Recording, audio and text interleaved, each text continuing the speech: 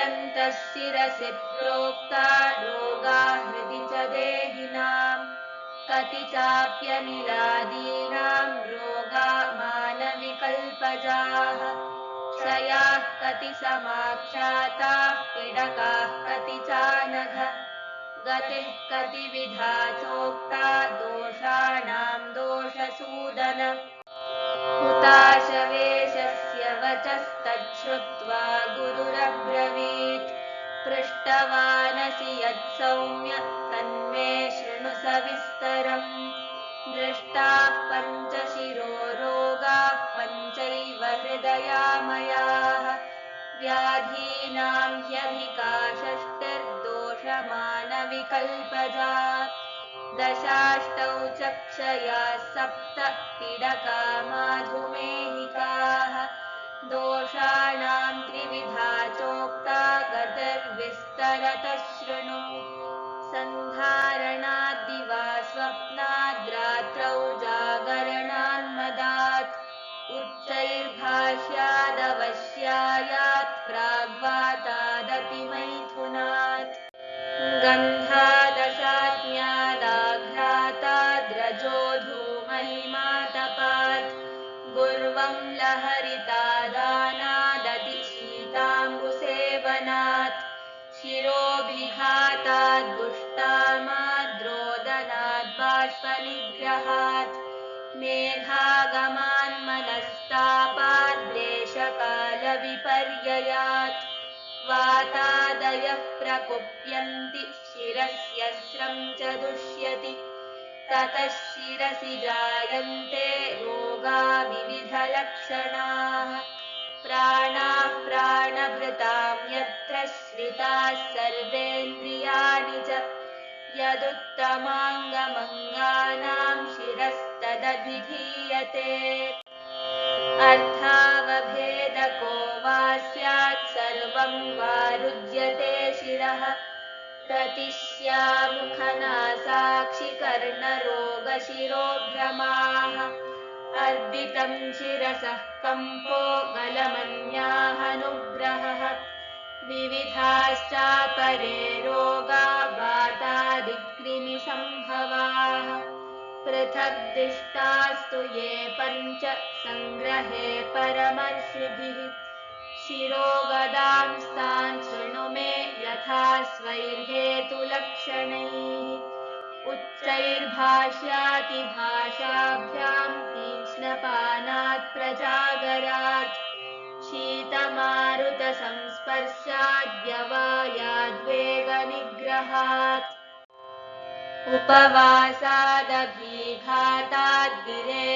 उपवासादभिघाताद्विरेकाद्वमनादति बाष्पशोकभयत्रासात् भारमार्गातिकर्षणात् शिरोगतास्थिरा वृद्धो वायुराविश्य कुप्यति ततः शूलं महत्तस्य वातात् समुपजायते निस्तुत्येते भृशं शङ्खौ घाटा संभिद्यते तथा सभ्रूमध्यं ललाटं च तपतीवातिवेदनम् वध्येते स्वनतः श्रोत्रे निष्कृष्येते इवाक्षिणी घूर्णतीव शिरः सर्वं सन्धिभ्य इव मुच्यते स्फुरत्यतिशिराजालं स्तभ्यते च शिरोधरात् स्निग्धोष्णमुपशेते च शिरोरोगे निलात्मके कट्वं ललवणक्षारमद्यक्रोधातपानलैः पित्तं शिरसि सन्दुष्टं शिरोरोगाय कल्पते दह्यते रुज्यते तेन शिरः शीतं सुषूयते दह्येते चक्षुषी तृष्णा भ्रमस्वेदश्च जायते आस्यासुखैः स्वप्नसुखैर्गुरुस्निग्धातिभोजनैः श्लेष्मा शिरसि सन्दुष्टः शिरोरोगाय कल्पते शिरोमन्दरुजं तेन सुप्तं स्तिमितभारिकम् भवत्युत्पद्यते तन्द्रा तथा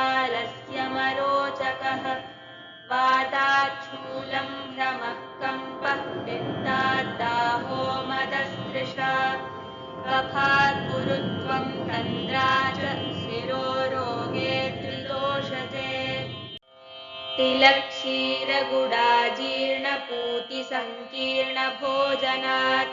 क्लेदोऽसृक्कफमांसानां दोषलस्योपजायते ततः शिरसि सङ्क्लेदात् कृमयः पापकर्मणः जनयन्ति शिरोरोगं जाता बीभत्सलक्षणम् व्यधच्छेदरुजाकण्डूशोफदौर्गत्यदुःखितम् कृमिरोगातुरं विद्यात् कृमीणां दर्शनेन च शोकोपवासव्यायामरूक्षशुष्काल्पभोजनैः वायुराविश्य हृदयं जनयत्युत्तमामृजम् वेपथुर्वेष्टनं स्तम्भः प्रमोहः शून्यतादरः हृदि वातातुरे रूपं जीर्णे चात्यर्थवेदना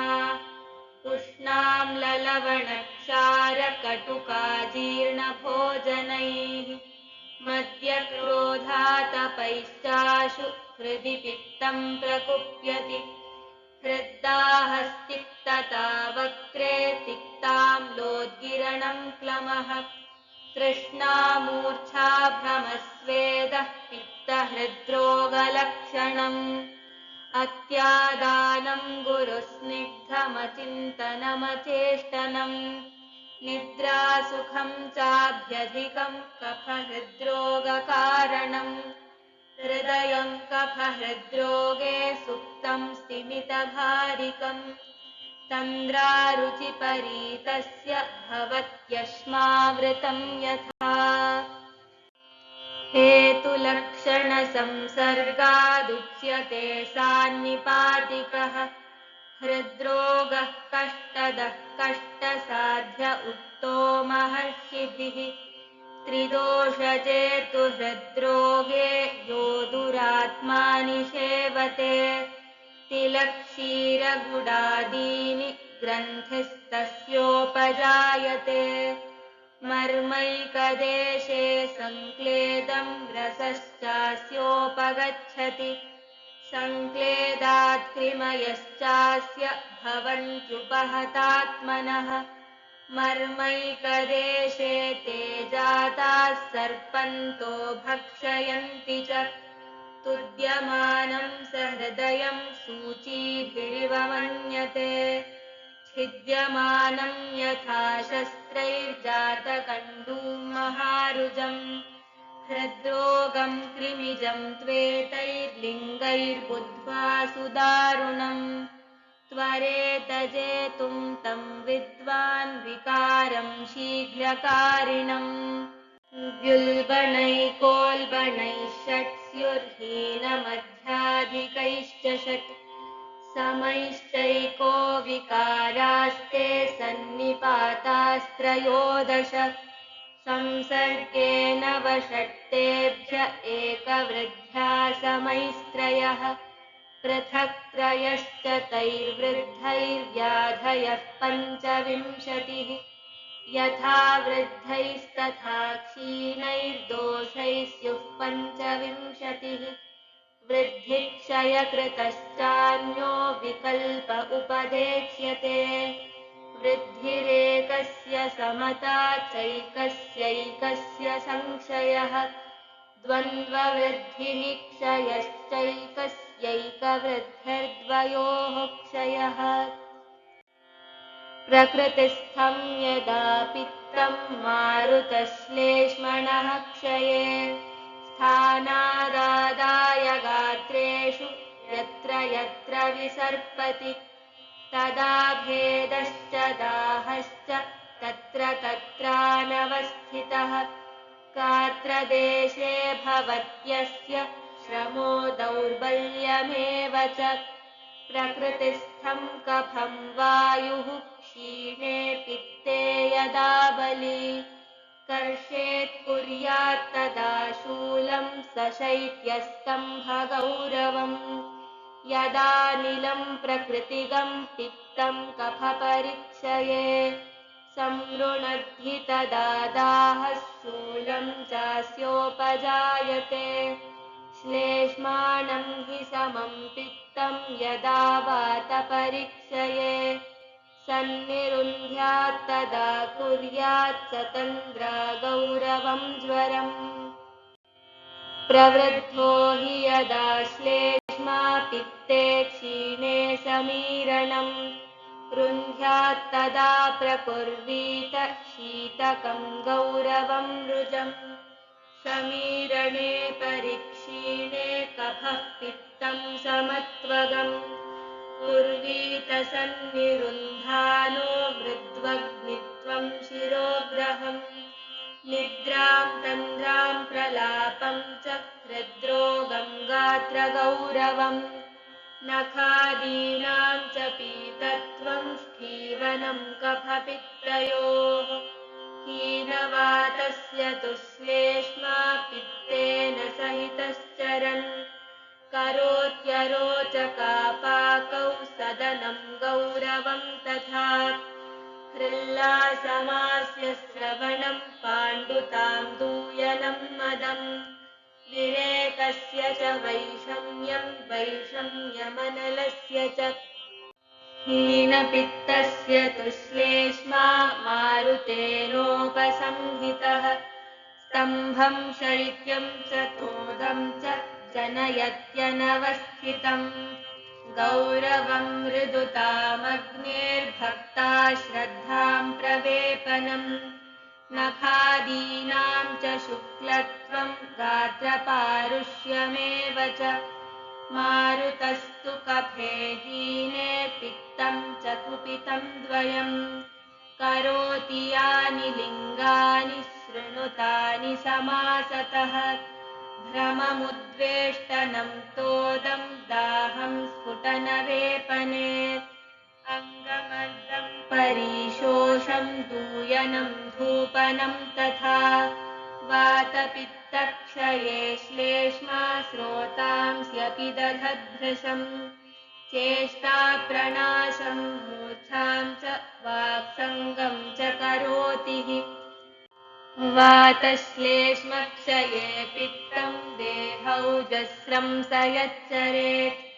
ग्लानिमिन्द्रियदौर्बल्यं तृष्णां मूर्च्छां क्रियाक्षयम् पित्तश्लेष्मक्षये वायुर्मर्माण्यति निपीडयन् प्रणाशयति संज्ञां च वेपयत्यथवा नरम् दोषाः प्रवृद्धा स्वं लिङ्गं दर्शयन्ति यथा बलम् क्षीणा जहति लिङ्गं स्वं समास्वं कर्म कुर्वते वातादीनां रसादीनां मलानामोजसस्तथा क्षयास्तत्रानिलादीनामुक्तं संक्षीणलक्षणम् घट्टते सहते शब्दं नोच्चैर्द्रवति शूल्यते हृदयं ताम्यति स्वल्पचेष्टस्यापि रसक्षये परुषा स्फुटिताम्लाना त्वग्रूक्षा रक्तसंक्षये मांसक्षये विशेषेण स्थिग्रीवोदरशुष्कता सन्धीनां स्फुटनं ग्लानिरक्ष्णोरायास एव च लक्षणं मेदसि क्षीणे तनुत्वं चोदरस्य च केशलोमनखश्मश्रुद्विजप्रपतनं श्रमः ज्ञेयमस्थिक्षये लिङ्गं सन्धिशैथिल्यमेव च शीर्यन्त इव चास्थीनि दुर्बलानि लघूनि च प्रततं वातरोगीणि क्षीणे मज्जनि देहिनाम् दौर्बल्यं मुखशोषश्च पाण्डुत्वं सदनं श्रमः क्लैब्यं शुक्राविसर्गश्च क्षीणशुक्रस्य लक्षणम् क्षीणे सकृतिचान्द्राणि पीडयन्निव मारुतः रूक्षस्योन्नमयन् कुक्षिं तिर्यगूर्ध्वं च गच्छति मूत्रक्षये मूत्रकृत्स्नं मूत्रवैवर्ण्यमेव च पिपासा बाधते चास्य मुखं च परिशुष्यति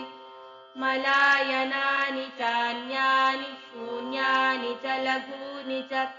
विशुष्कानि च लक्ष्यन्ते यथा स्वं मलसंशये बिभेति दुर्बलो भीक्ष्णं ध्यायति व्यथितेन्द्रियः दुष्ठायो दुर्मनारूक्षः क्षामश्चैवौजसः क्षये हृदि तिष्ठति यच्छुद्धं रक्तमीषत्सपीतकम् ओजःशरीरे सङ्ख्यातं तन्नाशान्ना विनश्यति प्रथमं जायते ह्योजः शरीरेऽस्मिन् शरीरिणाम् सर्पिर्वर्णं मधुरसं लाजगन्धिः प्रजायते भ्रमरैः फलपुष्पेभ्यो यथा सम्ह्रियते मधु तद्वदोजस्वकर्मभ्यो गुणैः सम्ह्रियते नृणाम् व्यायामोनशनं चिन्तारूक्षाल्पप्रमिताशनं वातातपौभयं शोको रूक्षपानं प्रजागरः कफशोणितशुक्राणां मलानां चातिवर्तनं कालो भूतोपघातश्च ज्ञातव्याः क्षयहेतवः गुरुस्निग्धाम्ललवणान्यतिमात्रं समश्नताम् नवमन्नं च पानं च निद्रामास्या सुखानि च त्यक्तव्यायामचिन्तानां संशोधनमकुर्वताम् श्लेष्मापित्तं च मेदश्च मांसं चातिप्रवर्धते तैरावृतगतिर्वायुरोज आदाय गच्छति यदा बस्तिं तदा कृच्छ्रो मधुमेहः प्रवर्तते समारुतस्य पित्तस्य कफस्य च मुहुर्मुहुः दर्शयत्याकृतिं गत्वा क्षयमाप्यायते पुनः उपेक्षयास्य जायन्ते पीडकाः सप्तदारुणाः मांसलेष्ववकाशेषु मर्मस्वपि च सन्धिषु शराविका कच्छपिका जालिनी सर्षपी तथा अलजीविनताख्या च विद्रधी चेति सप्तमी अन्तोन्नता मध्यनिम्नास्या वा क्लेदरुगन्विता शराविका स्यात् पीडका शरावाकृतिसंस्थिता अवगाढातिनिस्तोदा महावास्तु परिग्रहा श्लक्ष्णा कच्छपपृष्ठाभा पीडका कच्छपीमता स्तब्धा शिराजालवती स्निग्धा स्रावा महाशया रुजानिस्तोदबहुला सूक्ष्मच्छिद्रा च जालिनी पीडकानातिमहती क्षिप्रपाका महारुजा सर्षपी सर्षपाभाभिः पीडकाभिश्चिता भवेत् दहति त्वचमुत्थाने तृष्णा मोहज्वरप्रदा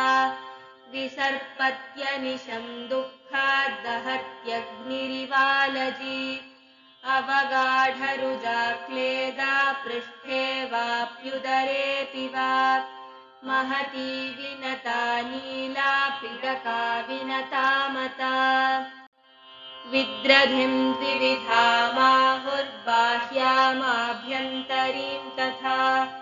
बाह्या त्वक्स्नायुमांसोत्था कण्डराभा महारुजा शीतकान्नविदाह्युष्णरूक्षशुष्कातिभोजनात् विरुद्धा जीर्णसङ्क्लिष्टविषमासात्म्यभोजनात् व्यापन्नबहुमद्यत्वाद्वेगसन्धारणाच्छ्रमात्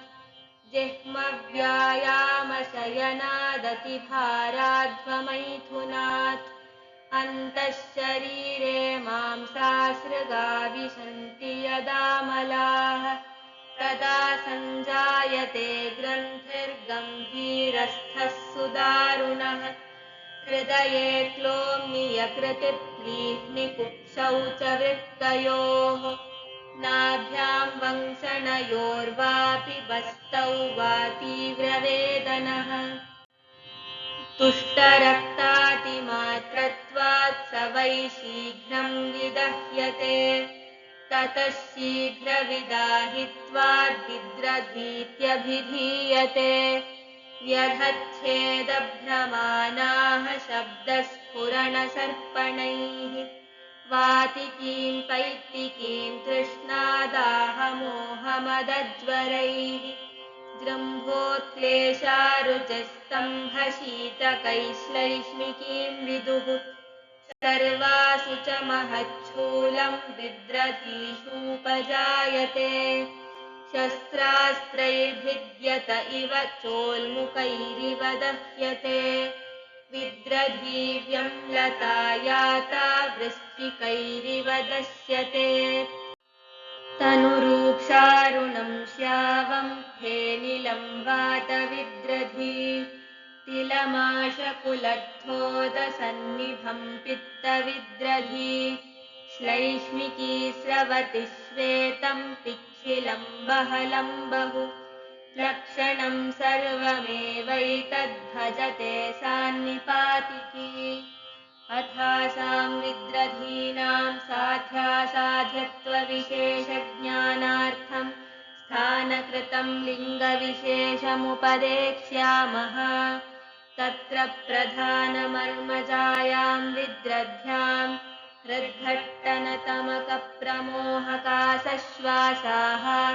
क्लोमजायां पिपासामुखशोषगलग्रहाः यकृज्जायां श्वासः लीहजायामुच्छ्वासोपरोधः कुक्षिजायां कुक्षिपार्श्वान्तरां सशूलम् वृक्कजायां पृष्ठकटिग्रहः नाभिजायां हिक्का वंशनजायां सक्थिसादः बस्तिजायां कृच्छ्रपूतिमूत्रवर्चस्त्वं चेति पक्वप्रभिन्नासूर्ध्वजासु मुखात्स्रावस्रवति अधोजासु गुदात् उभयतस्तु नाभिजासु आसां हृन्नाभिवस्तिजाः परिपक्वाः सान्निपातिकी च मरणाय शेषाः पुनः कुशलमाशु प्रतिकारिणं चिकित्सकमासाद्योपशाम्यन्ति तस्मादचिरोत्थितां विद्रधीं शस्त्रसर्पविद्युदग्नितुल्यां स्नेहविरेचनैराश्वेवोपक्रमेत् सर्वशो गुल्मवच्चेति भवन्ति चात्र विना प्रमेहमप्येता जायन्ते दुष्टमेधसः तावच्चैतानलक्ष्यन्ते यावद्वास्तु परिग्रहः शराविका कच्छपिका जालिनी चेति दुस्सहाः जायन्ते ताह्यतिबलाः प्रभूतश्लेष्ममेधसः सर्षपीचालजी चैव विनता विद्रधीचयाः साध्याः पित्तोल्बणास्तास्तु सम्भवन्त्यल्पमेधसः मर्मस्वं सेबुदे पाण्योस्तने सन्धिषु पादयोः जायन्ते यस्य पीडिकाः सप्रमेही न जीवति तथान्याः पीडकाः सन्ति रक्तपीतासितारुणाः पाण्डुराः पाण्डुवर्णाश्च भस्माभामेचकप्रभाः मृद्व्यश्च कठिनाश्चान्याः स्थूलाः सूक्ष्मास्तथा पराः मन्दवेगा महावेगाः स्वल्पशूला महारुजः ता बुद्ध्वा मारुतादीनां यथा स्वैर्हेतुलक्षणैः ब्रूयादुपचरेच्चाशु प्रागुपद्रवदर्शनात् तृक्ष्वासमांससङ्कोथमोहहि कामदज्वराः विसर्पमर्मसंरोधाः पीडकानामुपद्रवाः क्षयस्थानं च वृद्धिश्च दोषाणां त्रिविधा गतिः ऊर्ध्वं चाधश्च तिर्यक् च विज्ञेया त्रिविधा परा त्रिविधा चापरा कोष्ठशाखामर्मास्थिसन्धिषु इत्युक्ता विधिभेदेन दोषाणां त्रिविधा गतिः क्षयप्रकोपप्रशमाः पित्तादीनां यथाक्रमम् भवन्त्येकैकषट्सु कालेष्वभ्यागमादिषु गतिः कालकृता चैषा चयाद्या पुनरुच्यते गतिश्च द्विविधा दृष्टा प्राकृती वैकृती च या पित्तादेवोष्मणः पक्तिर्नराणामुपजायते तच्च पित्तं प्रकुपितं विकारान् कुरुते बहून् प्राकृतस्तु बलं श्लेष्मा विकृतो मल उच्यते स चैवौजस्मृतः काये स च पाप्मोपदिश्यते सर्वा हि चेष्टा वातेन स प्राणः प्राणिनां स्मृतः तेनैव रोगा जायन्ते तेन चैवोपरुध्यते नित्यं सन्निहितामित्रं समीक्ष्यात्मानमात्मवान् नित्यं युक्तः परिचरेदिच्छन्नायुरनित्वरम् तत्र श्लोकौ शिरोरोगाः सहृद्रोगा रोगामानविकल्पजाः क्षयाः सपीडकाश्चोक्ता दोषाणां गतिरेव च कियन्तः शिरसि येऽस्मिन्नध्याये तत्त्वदर्शिना ज्ञानार्थं भिषजां चैव प्रजानां च हितैषिणा इत्यग्निवेशकृते तन्त्रे चरकप्रतिसंस्कृते श्लोकस्थाने कियन्तः शिरसि यो नाम सप्तदश।